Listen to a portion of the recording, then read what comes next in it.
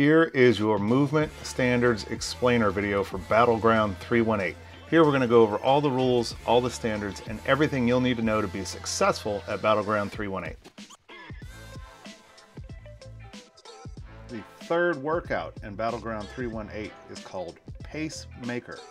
Pacemaker has a 12-minute cap, and it is 5 rounds of a 100-meter partner run, 10 ground to overheads, 10 front rack lunges in place, and 5 wall walks. Make sure to pause on the infographic to see weights and standards. Let's talk about the partner run standards.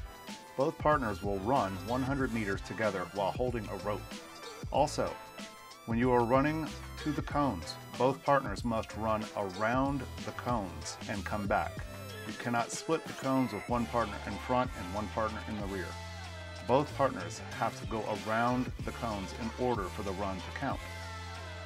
Okay, let's talk about ground to overhead standards for Pacemaker.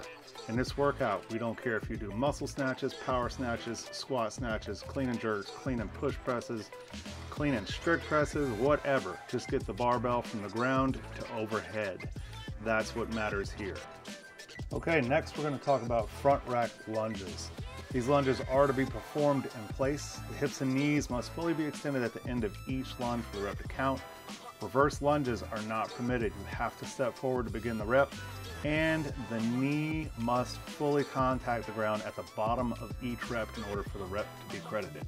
As you can see, Mr. Kyle here is doing an excellent job showing you what a standard front rack lunge should look like. Wall walks.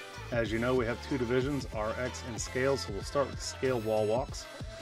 Kyle here is on the floor, flat on his belly, feet up against the wall, hands in front of the line. He is going to perform a partial wall walk until his hands are touching the blue line. Hands have to stay inside the blue line. Feet have to be up on the wall. If you fall off of the wall, it is a no rep, so make sure you control your descent. But hands just have to touch the line and be inside the tape. That's all we're looking for on these scaled wall walks.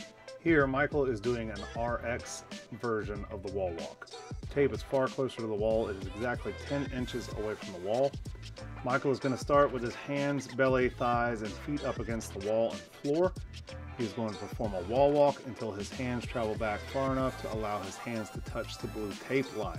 Again, hands must be touching the line at the top of the rep, and you must control your descent on the way down, or it will be a no rep. You cannot fall off of the wall.